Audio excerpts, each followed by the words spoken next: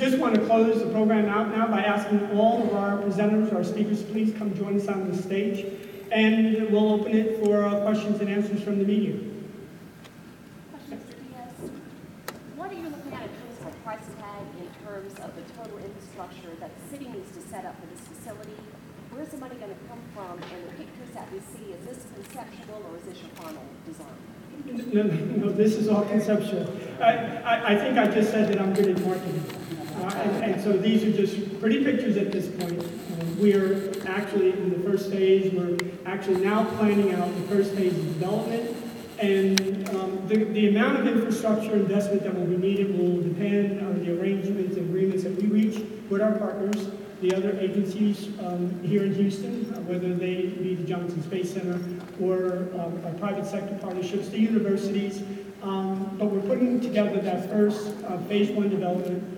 And as you see by the companies that have been represented here today, we're well on our way to having an understanding. We're not looking to build spec buildings. We're not looking to speculate investments. We're making investments based on the demands as they arise, based on the plan that we have developed going forward. You know, we're going to be looking for grants, of course, from the federal government. The state has already, Mr. Steve Graff, where is he?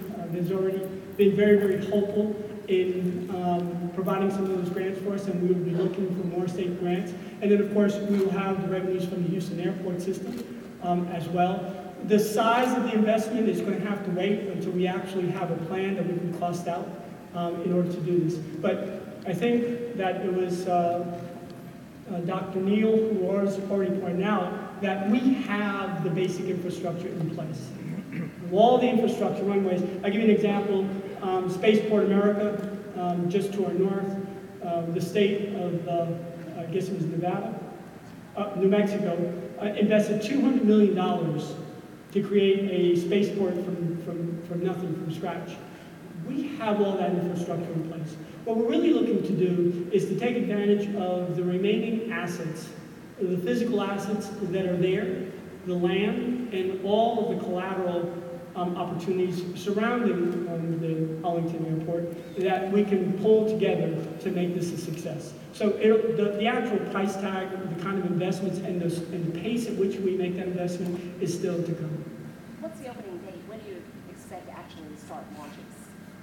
Well, probably, yeah, it'll really depend on our partners. And the first one that really would probably have an opportunity to do this would either be Sierra Nevada, I guess, with the Dream Chaser maybe landing, that we're going to be landing here in 2017. We don't know whether we'll continue to do that. You recall we signed a memorandum of agreement with them a year or two ago.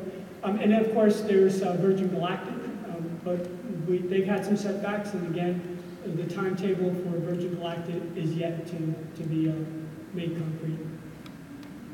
Anyone else? Yes? Yes, sir. Could you discuss the sorts of improvements of the airport system could make for your private sector partners? Just the context, is it roads? Sure. Is it... Sure. So the very first is to develop the actual strategy for how to roll this out. And that strategy, again, is linked, it is pinned on the partnerships that we're going to be forming. First, with the commercial aerospace industry that's already in place. And among them, two very important agreements, one with Boeing Aerospace and the other with United Technologies Corporation. Large corporations.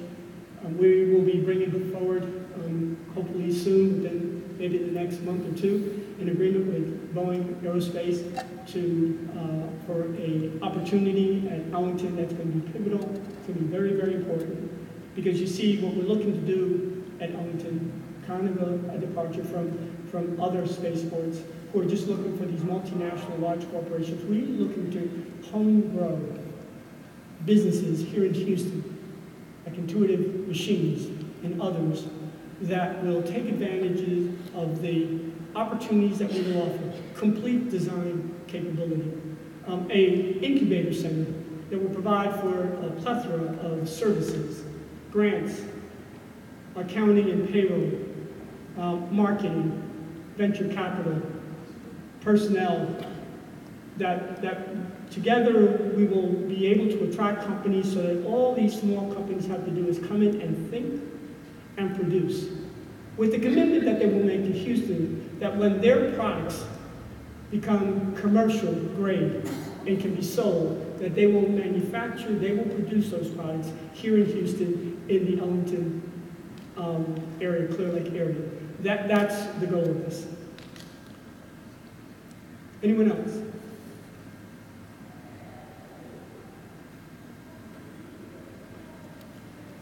We have three things here that no other spaceport in America has. One is that we have an existing airport, and a lot of Houstonians don't think about Ellington, or they think of the old Ellington Field, and they don't recognize that it is a first-class airport today. We have existing space-oriented infrastructure around it, private sector infrastructure. And we have a history in space that no place else in America has. When you put that combination together with the great economy we have here, the high quality of life, low cost of living, the same reasons that people have been coming here in droves over the last decade, we think we're going to be highly competitive with the other spaceports, as Mario mentioned, spaceports that have been created from nothing with large subsidies from their states. We're going to start at a much higher level, and we believe we can gain ground quickly going forward. This is not the destination. This is a huge milestone for us.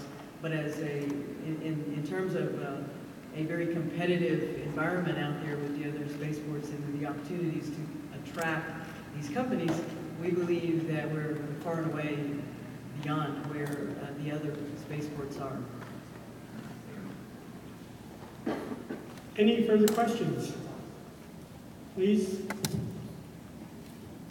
Going once? Okay, thank you for coming. We really appreciate your time.